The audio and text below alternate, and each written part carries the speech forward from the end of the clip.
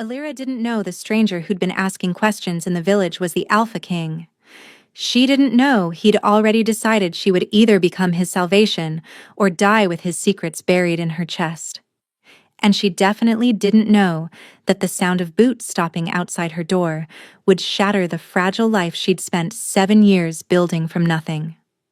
All she knew was that the widow Marin's fever had finally broken, that her hands still smelled of yarrow and boneset, and that, if she didn't get back to her cottage before the midnight bell, Elder Osric would add another month to her contract.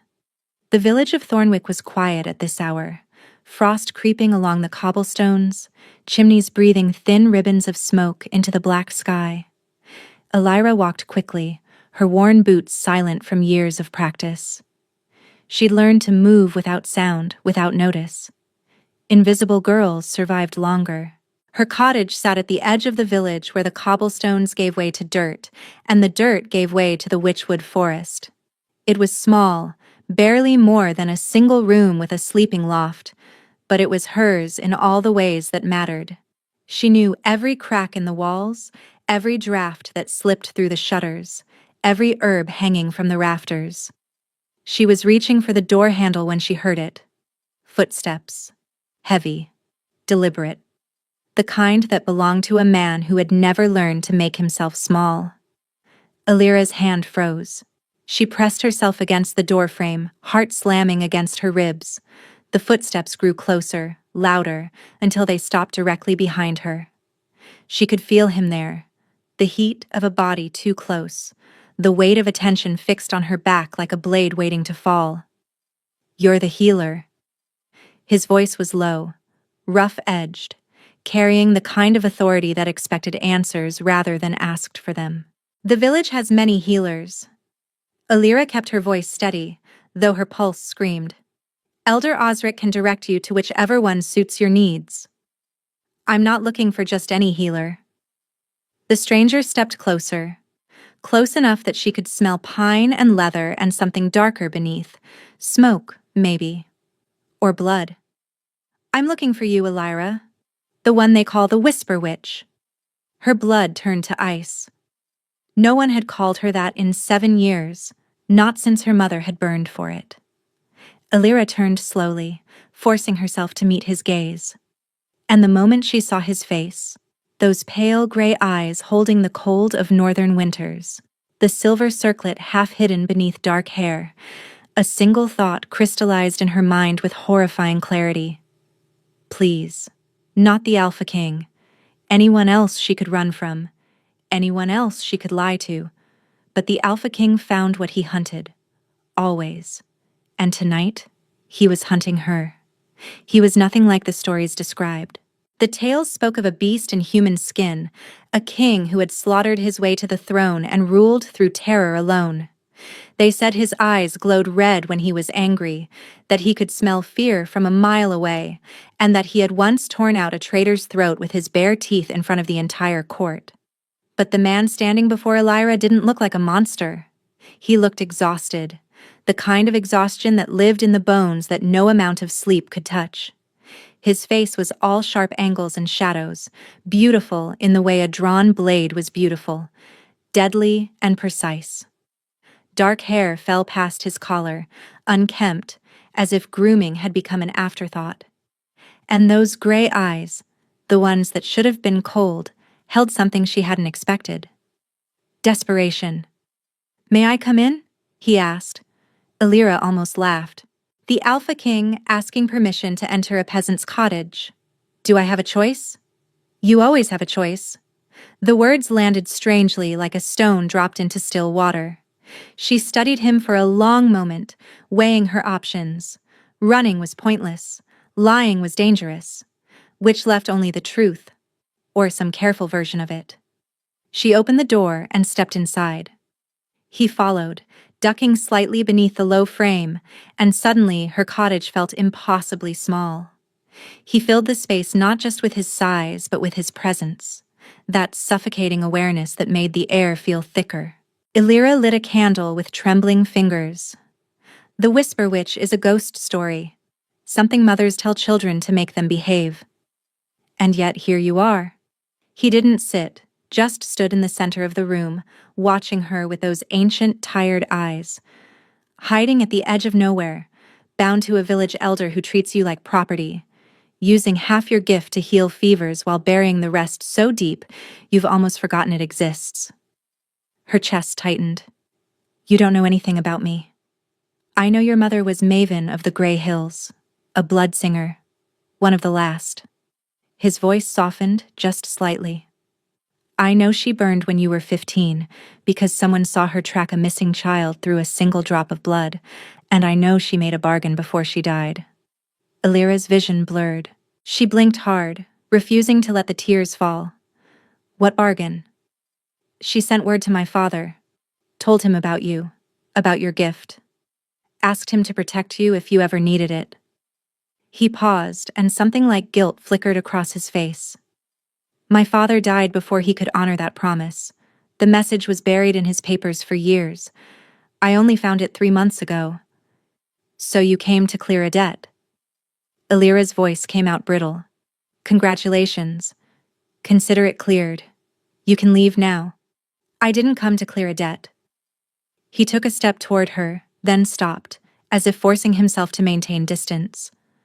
I came because I need a blood singer, and you're the only one left alive. The candle flame guttered between them. Please. The words seemed to cost him something vital. I need to find my brother, and I'm running out of time. His brother. Alira had heard whispers, of course. Everyone had. The Alpha King's younger brother, Prince Tavrin, had vanished 2 months ago during a peace summit with the Eastern clans. Some said he'd been killed. Others claimed he'd been taken hostage. A few whispered that he'd betrayed his own blood and defected. But looking at the anguish barely contained behind Kaelin's iron expression, Alira knew the truth was far worse than any rumor. Tavrin was taken during the summit, Kaelin said, his voice flat, controlled, reciting facts like a soldier giving a report. We were betrayed by someone in my inner circle. Someone who knew exactly where he'd be, exactly when our guard would be down. His jaw tightened. They drugged him and dragged him out through a servant's passage. By the time we realized he was gone, they'd vanished into the Ashwood. The Ashwood spans 3 territories, Alira said slowly. He could be anywhere. He could be. But I don't think he is. Kaelin reached into his coat and withdrew a small vial, dark glass glinting in the candlelight. Inside, something thick and red caught the flame. This was left on my pillow 1 week after he disappeared. A message. Blood. Tavrin's blood. Alira's stomach turned. They're taunting you. They're torturing him. The words cracked just slightly before Kaelin locked them down again. Every week, a new vial. Every week, a little more. They want me to know he's alive. They want me to know he's suffering. And they want me desperate enough to make mistakes. What do they want in return? They haven't said. That's what terrifies me. He looked at her then, and the mask slipped completely, just for a heartbeat, revealing a man drowning in fear and fury. Tavrin knows things, Alira. Battle plans, alliance secrets, the locations of every safe house and hidden passage in the kingdom. If they break him, they could destroy everything. Yes. He held out the vial. I've had trackers, bloodhounds and seers. None of them could find him. The trail is too cold, too scattered, too protected by whoever took him. But a blood singer can track anyone through a single drop, Alira finished. No matter how far. No matter how hidden. Can you do it? She stared at the vial. The blood inside seemed to pulse, whispering to that dark gift coiled at the base of her spine. The gift her mother had died for. The gift she'd sworn never to use again. If I'm discovered, I'll burn. Just like she did. You won't be discovered. Kaelin's voice hardened into a vow. I'll make sure of it. You can't promise that. I can. Because anyone who tries to harm you will answer to me personally. He stepped closer, and the candlelight carved his features into something intense and almost frightening. I am Kaelin Voss, Alpha King of the Northern Territories. My word is law from the Frostspine Mountains to the Silver Coast. And I am telling you, no one will touch you while you're under my protection." The air between them crackled with something unspoken. Illyra's pulse quickened, and she wasn't sure if it was fear or something far more dangerous. "What are you offering?" she asked quietly. "In exchange." "Your freedom. I'll buy your contract from Osric tonight. Every copper paid. And when this is over, 10 days, no more, I'll give you enough gold to disappear. New name, new territory, new life. Whatever you want.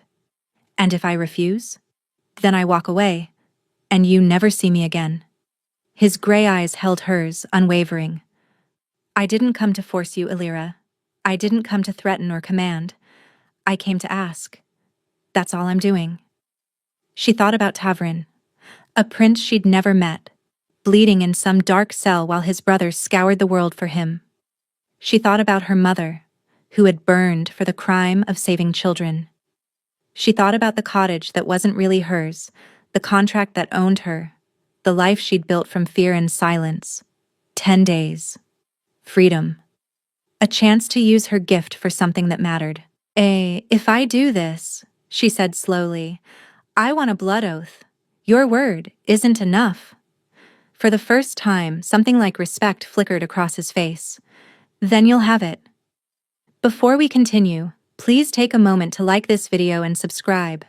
Your support helps more people discover these stories. Kaelin drew a blade from his belt without hesitation. It was a beautiful weapon, the hilt wrapped in black leather, the steel etched with symbols Illyra didn't recognize. Old magic, older than the kingdoms themselves. He drew the edge across his palm in one clean motion, and blood welled up, dark and gleaming. He offered his hand, palm up, waiting. Illyra's fingers trembled as she took the knife. The weight of it felt heavier than it should, as if the blade understood what they were about to do. She pressed the edge to her own palm, drew a breath, and cut. The pain was sharp, bright, clarifying. Blood bloomed against her skin like a crimson flower. She pressed her palm to his. The moment their blood touched, something shifted. It was like a door opening inside her chest, a rush of sensation that had nothing to do with the wound. Heat flooded through her, followed by a shock of recognition so profound it stole her breath. She felt him, not his thoughts, but his essence. The weight of his grief, the iron cage of his control, the desperate, clawing hope he was trying so hard to hide. And beneath all of it, something else.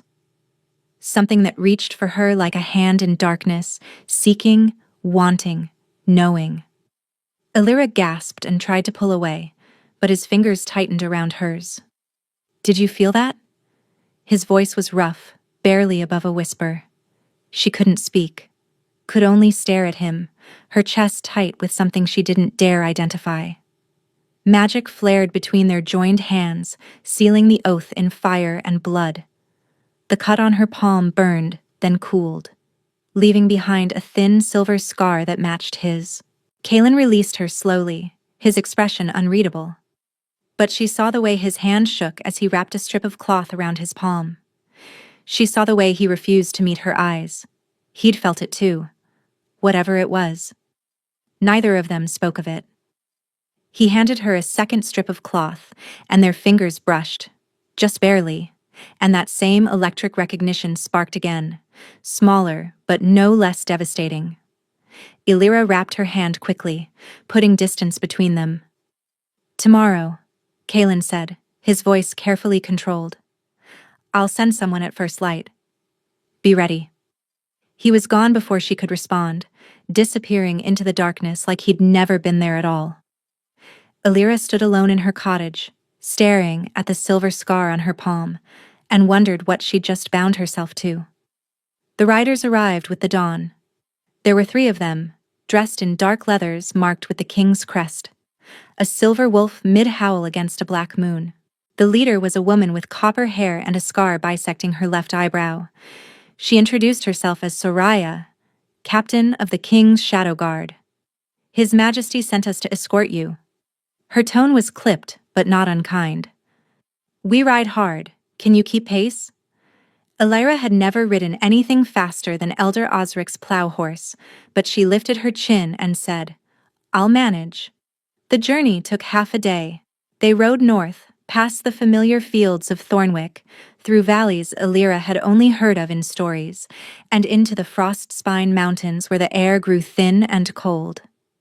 The landscape shifted from farmland to forest, to sheer cliffs of black stone that seemed to swallow the sky. Then the trees parted, and Elira saw Valheim. The fortress rose from the mountain itself, carved into the living rock like it had always been there. Towers of dark granite clawed at the clouds, banners bearing the silver wolf snapped in the wind. And beyond the walls, she could see movement. Warriors training, servants hurrying, the pulse of a kingdom's heart. It was beautiful. It was terrifying. They crossed a bridge suspended over a chasm so deep the bottom vanished into mist. Inside the courtyard, life buzzed with controlled chaos. But Elira noticed something else beneath the activity, a tension in the guard's shoulders, a tightness around the servant's eyes. Fear lived here, hidden but present. Soraya led her through corridors lined with tapestries depicting hunts and battles. Finally, she stopped before a heavy oak door. "Your chambers. His Majesty will send for you when he's ready." She paused, studying Elira with sharp green eyes. "A word of advice, healer.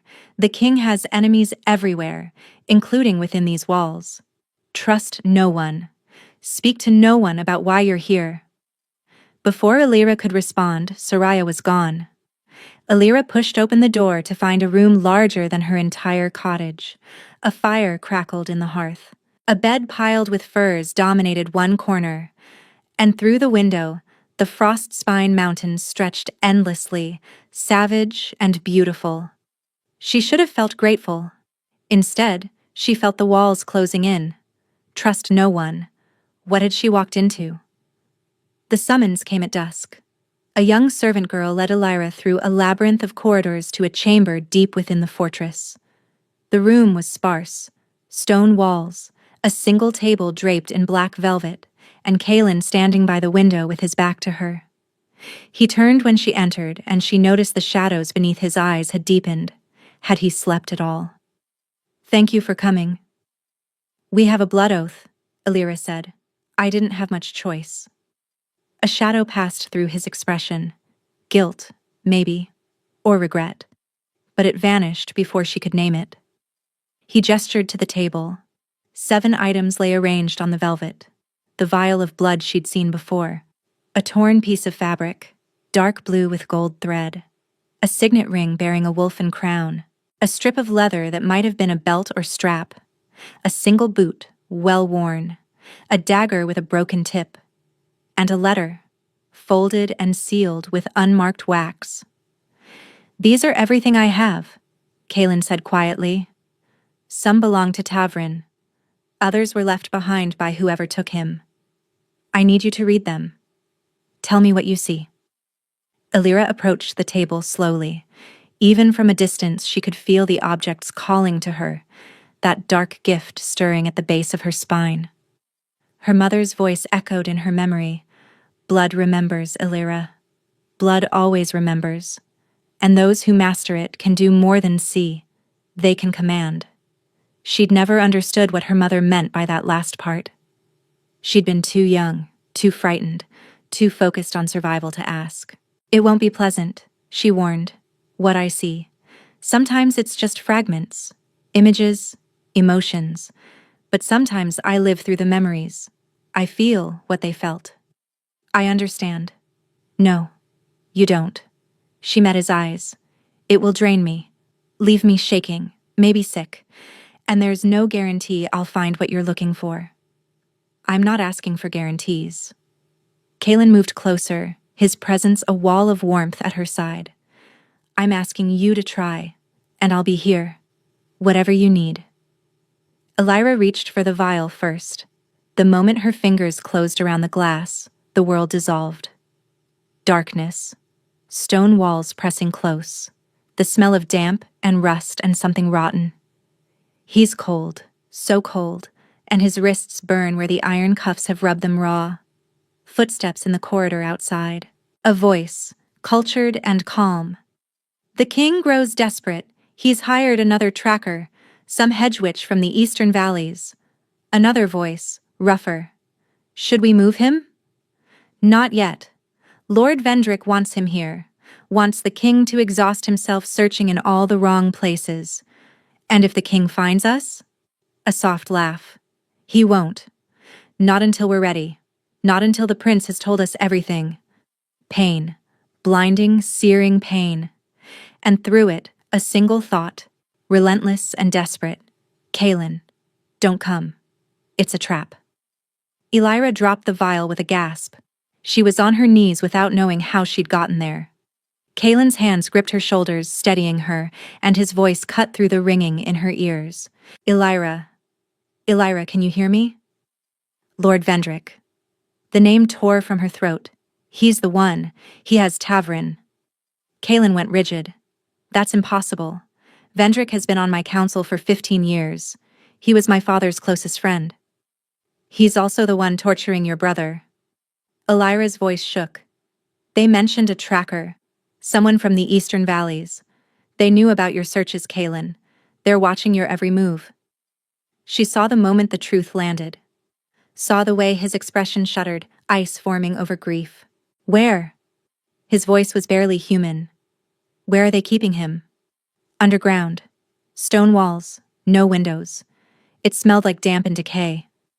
She pressed a hand to her forehead, trying to hold the fragments together. They said Vendrick wants you to exhaust yourself.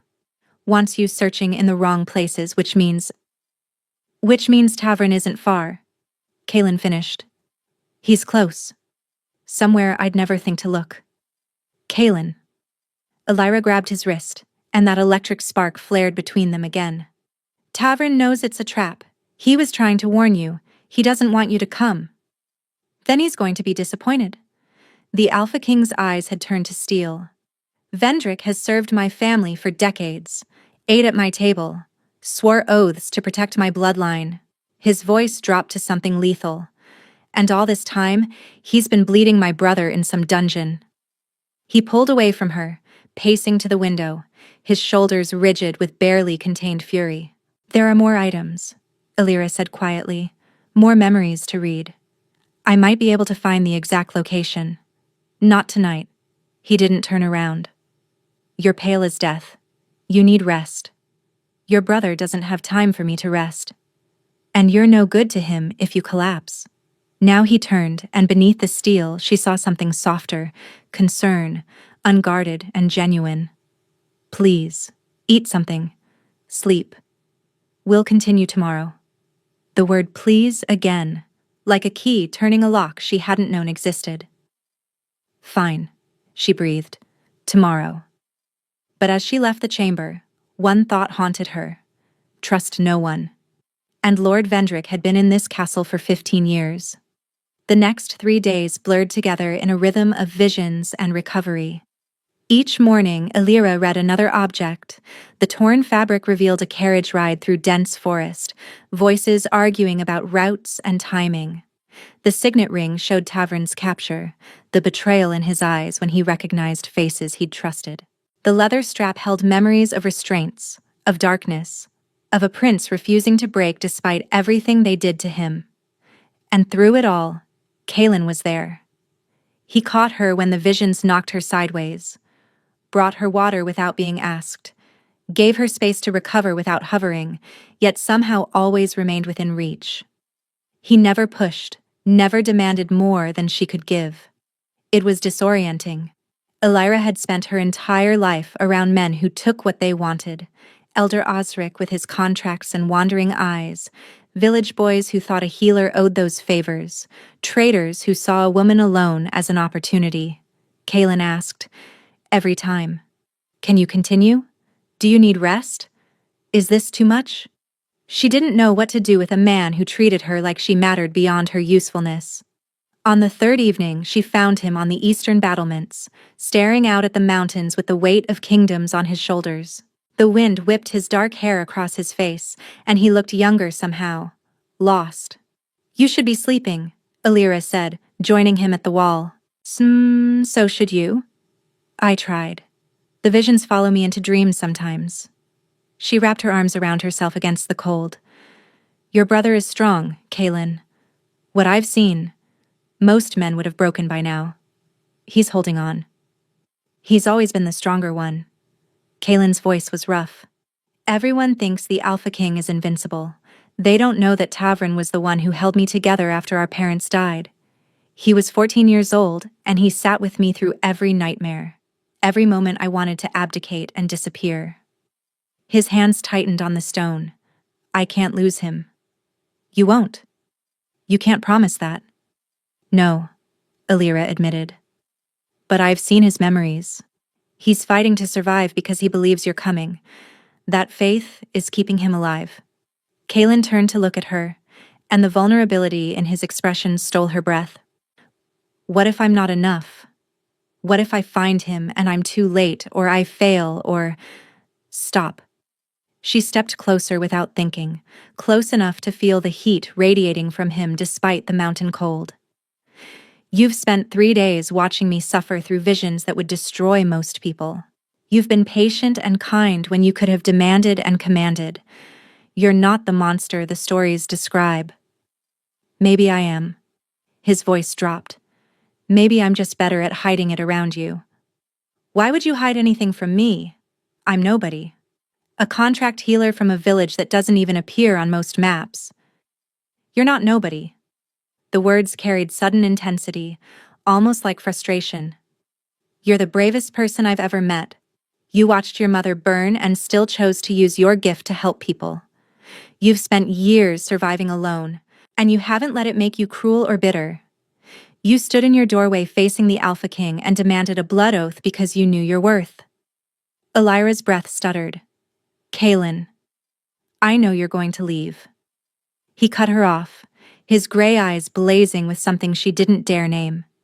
When this is over, you'll take the gold and disappear, and I'll never see you again. That's what we agreed. That's what I promised. His voice cracked, just barely. But I need you to know that these past days, watching you, talking to you, seeing who you really are, it's been the first time in 2 years I've felt anything other than grief and rage. The wind howled around them, but Alira couldn't feel it anymore. All she could feel was him, his presence, his pain, the pull between them that had started with the blood oath and grown stronger every day. The bond, she whispered. When we made the oath, I felt something. So did I. What does it mean? Kaelin was quiet for a long moment. When he spoke, his voice was unsteady. It means you're my mate. Or you could be, if we both chose it. But I won't trap you with that, Alira. I won't use it to keep you here. And if I chose to leave? After we find Tavrin? The pain that flickered across his face nearly undid her. Then I let you go. And I spend the rest of my life knowing I found my mate and lost her in the same breath. She should step back, protect herself. She'd spent 7 years building walls, learning that hope was a luxury she couldn't afford. But the way he looked at her, like she was something precious, something worth protecting, made those walls feel like paper. Ask me again, she said softly. After Tavrin is safe, after the 10 days are done. Ask me to stay, and I'll give you an honest answer. Hope flared in his eyes, bright and desperate. That's not a no. It's not a yes either. I'll take it. He reached out slowly, giving her time to pull away. When she didn't, his fingers brushed her cheek. Featherlight, reverent. Whatever you decide, Alira, I need you to know. You've already saved me, just by being here, just by being you. Before she could respond, she rose on her toes and pressed her lips to his. Kaelin froze for a heartbeat. Then his arms came around her, pulling her close, and he kissed her back with a tenderness that undid something inside her chest. His hands trembled where they pressed against her back, and she realized the Alpha King, the monster of legend, was shaking because of her. When they finally broke apart, foreheads pressed together, breath mingling in the cold air, Illyra whispered, "I'm terrified." "So am I." His thumb traced her jaw. "But I'd rather be terrified with you than safe without you." On the fifth day, everything changed. Illyra was reading the final object, the letter with the unmarked seal, when the vision hit her like a fist to the chest. A study. Rich wood paneling, heavy curtains, the smell of pipe smoke and old books. Lord Vendrick sits behind a massive desk, gray-bearded and distinguished, the picture of noble respectability. A woman stands before him, copper hair, green eyes, a scar bisecting her left eyebrow. Soraya. "The blood singer is more skilled than we anticipated," Soraya says. "She's already identified you. The king knows." Vendrick doesn't seem concerned. "Then we accelerate the timeline, kill the witch, make it look like an accident. Poison, perhaps, or a fall from the battlements. The king will be devastated. Grief makes men stupid. And the prince? Keep him alive for now. Once Kaelin is dead, we'll produce Tavrin as the tragic survivor. A puppet king is far more useful than a dead one." Soraya nods.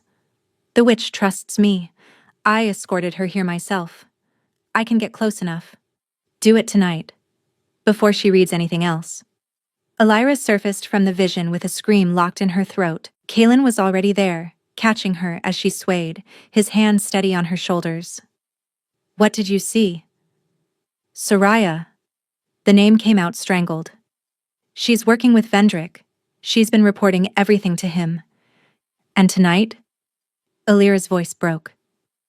"She's supposed to kill me tonight." Kaelin went absolutely still. The temperature in the room seemed to drop. "Soraya has been with me for 6 years," he said slowly. "She saved my life during the border wars. She's captain of my personal guard. And she's going to poison me or throw me from the battlements before dawn." Illyra gripped his arms. "Kaelin, they're not just after Tavrin. They want you dead. Vendrick is planning a coup. He wants to use Tavrin as a puppet king." The pieces clicked together behind his eyes. She could see it happening. Years of trust crumbling into dust. "How many?" His voice was terrifyingly calm. "How many of my people belong to him?" "I don't know. I only saw Soraya." "Then we assume the worst. We trust no one." He pulled her closer, one hand cradling the back of her head as if he could protect her through sheer will. "You're not leaving my sight. Not for a second. I could run." The words tasted like ash. "Take the gold, disappear tonight. If I'm gone, they have no reason to—" "No." The word was absolute. "You're not running. Not because I forbid it, but because they'll hunt you down the moment you leave these walls. Vendrick can't afford to let a bloodsinger live. Not one who knows his secrets." He was right. She knew he was right. But the fear was choking her. Memories of her mother's screams echoing through the years. "I won't let them touch you." Kaelin tilted her chin up, forcing her to meet his eyes. "I will burn this kingdom to the ground before I let anyone hurt you. Do you understand me?" The ferocity in his voice should have frightened her. Instead, it made her feel something she hadn't felt in 7 years. Safe. "So what do we do?" she asked. "We set a trap." His jaw tightened. "Soraya thinks she's hunting you. We let her believe she's succeeding. And when she makes her move, we catch her. Get her to reveal Vendrick's location." "Exactly." He pressed his forehead to hers. "But Illyra, you need to understand what I'm asking. I'm asking you to be bait.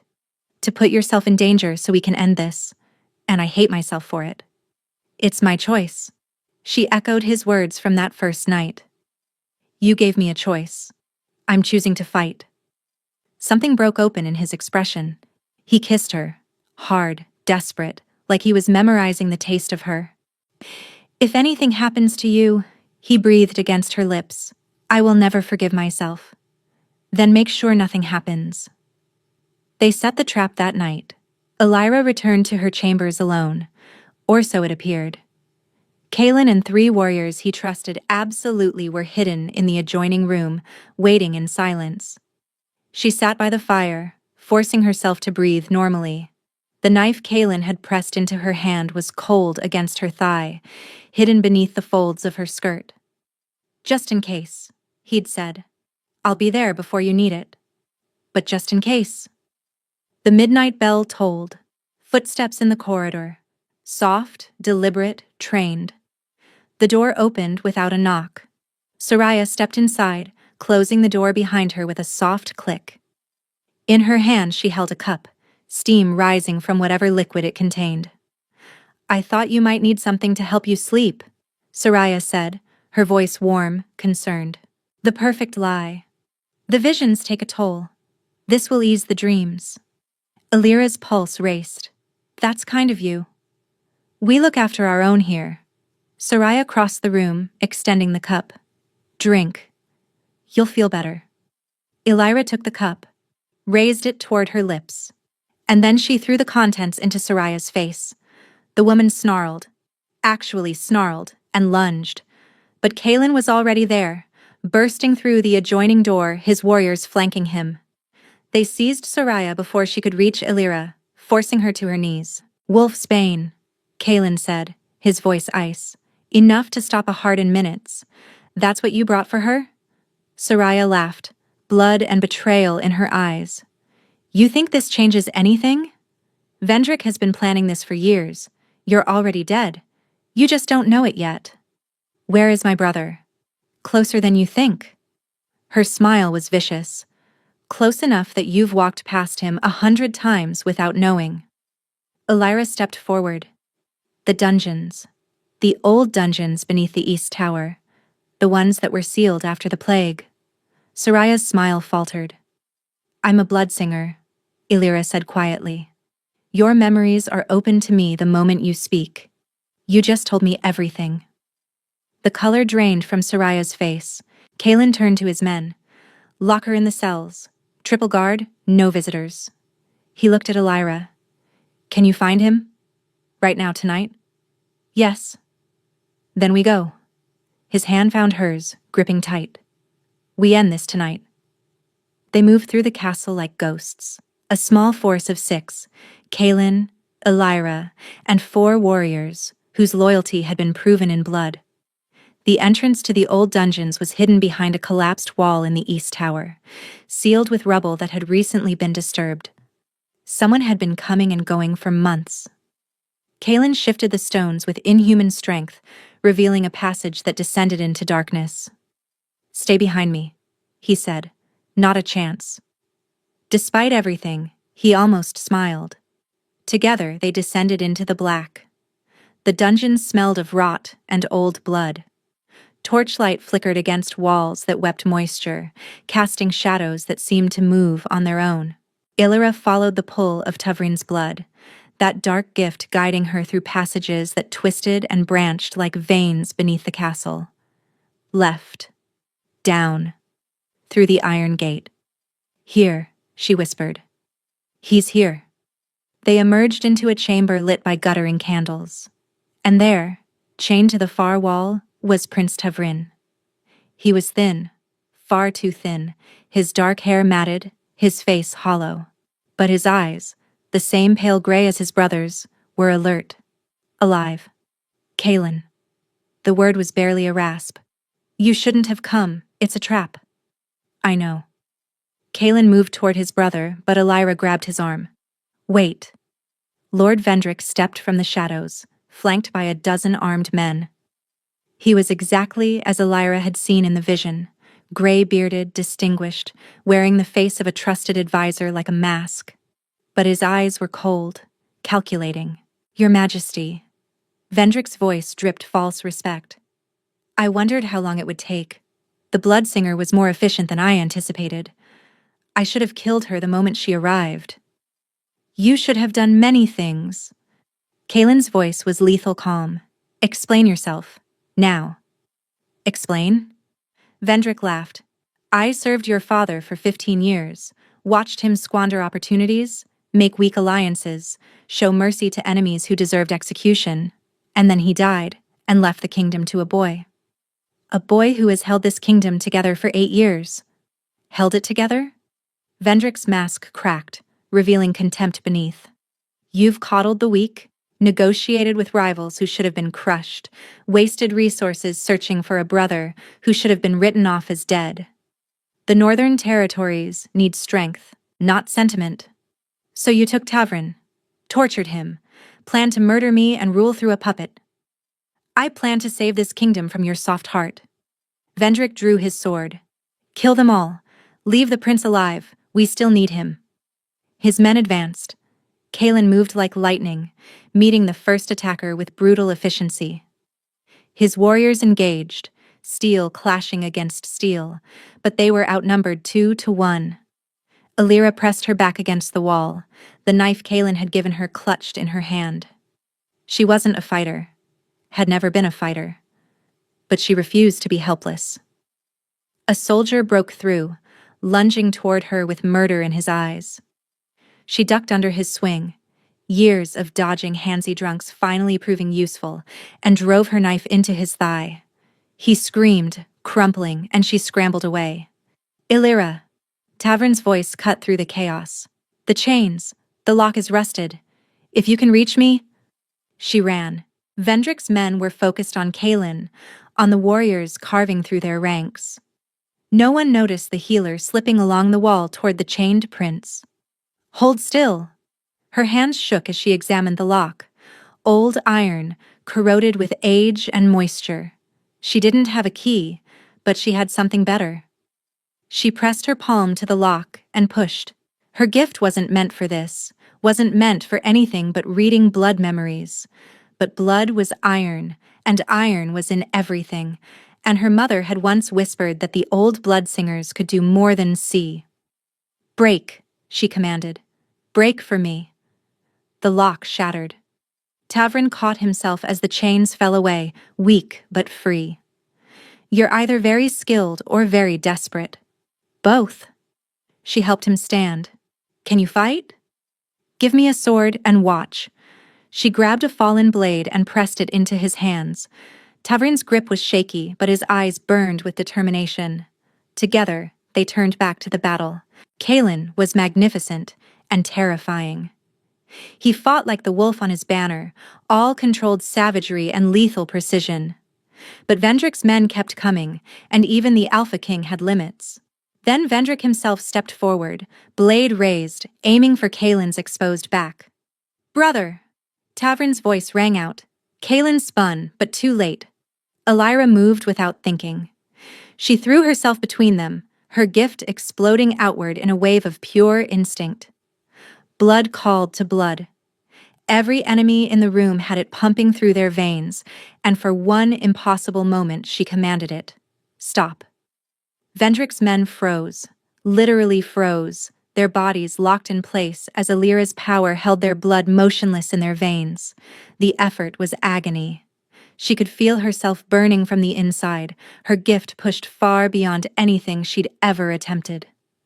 Kaelin didn't hesitate. He drove his sword through Vendrick's chest in one clean thrust. That's for my brother, he said coldly. And for threatening my mate. Vendrick crumpled, dead before he hit the ground. The moment he fell, Illyra's power gave out. She collapsed, darkness rushing in from the edges of her vision. The last thing she felt was Kaelin's arms catching her. The last thing she heard was his voice, desperate and afraid. Illyra, stay with me. Please stay with me. She woke in Kaelin's bed. Sunlight streamed through tall windows, warming her face. Her body ached like she'd been trampled by horses, but she was alive. That seemed significant. You're awake. She turned her head to find Kaelin beside her, sitting in a chair that had clearly been pulled close to the bed. He looked like he hadn't slept in days. Dark circles under his eyes, stubble shadowing his jaw, clothes rumpled. How long? Her voice came out as a croak. 3 days. He took her hand, his thumb tracing circles on her palm. You nearly died, Illyra. Whatever you did in that dungeon, you burned through something. The healers weren't sure you'd wake up. Tavrin? Recovering. Weak, but alive. Asking about the terrifying witch who broke his chains and stopped an army with her mind. A ghost of a smile crossed his face. He likes you. And Vendrick's people? Arrested, executed, exiled. The conspiracy went deeper than we thought, but we've rooted out the worst of it. His grip on her hand tightened. It's over. You saved us. Elira closed her eyes. 3 days. The 10 days were nearly over. The oath is fulfilled, she said quietly. I'm free to go. Silence. When she opened her eyes, Kaylin's expression was carefully blank, but she could see the pain beneath, the bracing for impact. Yes, he said. The gold is ready. Enough to start over anywhere in the world. I'll provide an escort to whatever destination you choose. No one will follow you. No one will threaten you. He paused and his voice roughened. You've more than earned your freedom. And if I don't want to go? Hope flickered in his gray eyes, desperate, fragile, and afraid to believe. Then I would beg you to stay. His voice faltered on the words. Not as an obligation, not because of the bond, but because these past 10 days have been the first time I've felt whole in years, because you make me want to be better than I am. Because... He stopped, swallowing hard. Because I love you, Elira. And I will spend the rest of my life proving I'm worthy of you, if you'll let me. Elira thought about the life waiting for her. Gold, freedom, anonymity. Everything she'd dreamed of for 7 years. And she thought about the man beside her. The king who asked, instead of commanded. Who held her when the visions broke her. Who looked at her like she hung the stars. I love you too, she said. Kaylin's breath caught. I'm still terrified, she continued. I don't know how to be a queen. I don't know if I'll ever fit in your world, but I know that when I imagine the future, you're in it. Every version, every path. Is that a yes? It's a yes. She smiled through the tears streaming down her face. Ask me to stay, Kaylin. Stay. He brought her hand to his lips. Stay with me. Marry me. Let me love you for the rest of our lives. Yes. To all of it. He kissed her then, gentle because she was still healing, but bright with joy and relief and love. When he pulled back, they were both crying. My advisors are going to be furious, he murmured against her lips. The Alpha King marrying a village healer. I'm not just a village healer, I'm a terrifying witch, remember? His laugh rumbled through both of them. That you are. The bonding ceremony took place under the full moon in the great hall of Valheim, with the entire kingdom watching. Elira wore deep green silk, a color Kaylin had chosen because it matched her eyes when she laughed. The crown on her head felt foreign, too heavy, but his hand in hers made it bearable. Tavrin stood beside his brother, still thin from his ordeal, but standing tall. He'd insisted on being there, had threatened to drag himself from the healer's wing if they tried to stop him. I owe you everything, he'd told Elira that morning. My life, my brother's happiness. Name your price, and it's yours. Just get healthy, she'd said, and don't let anyone kidnap you again. I'm not sure I can survive another rescue. He'd laughed, a real laugh, bright and surprised, and she'd known they would be friends. Now, standing before the gathered court, Elira spoke vows she'd written herself. I choose you, she said, her voice carrying through the hall. Not because of fate or magic or bonds, but because you saw me, the real me, and decided I was worth fighting for. I choose you today, tomorrow, and every day after. Kaylin's eyes glistened. I choose you, he answered. Not because I needed your gift or your power, but because you're brave and true and kind, and you make me want to be the king my people deserve. I choose you with everything I am. The crowd erupted when they kissed. Elira barely heard them. Later, much later, they stood on the eastern battlements, their place now, where everything had shifted between them. Tell me something, Kaylin murmured, his arms wrapped around her from behind. Something I don't know. Elira leaned back against his chest. The night you came to my door, I almost didn't open it. I heard your boots stop and I thought, this is how it ends. The monster finally found me. And now? Now I know the truth. She turned in his arms to face him. The monster knocked, asked permission, and then gave me everything I never knew I wanted. Some monster I am. The worst. She kissed him softly. I'm very disappointed. His laughter echoed off the mountains, and Alira felt something settle in her chest. Peace, belonging, home.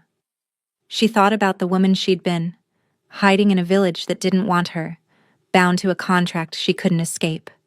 So afraid of her own gift, she'd nearly let it die. That woman was gone now. In her place stood a queen, a mate, a blood singer who had faced death and chosen love. Not bad for a girl who just wanted to survive the night. Kaylin? Thank you for stopping outside my door. He pressed a kiss to her forehead. Thank you for opening it. They stayed there until dawn painted the mountains gold, wrapped in each other and the future stretching bright before them. Where are you listening from? Let me know in the comments. I love hearing from you. And if you enjoyed this story, please subscribe. It's free, and it helps more people discover these tales.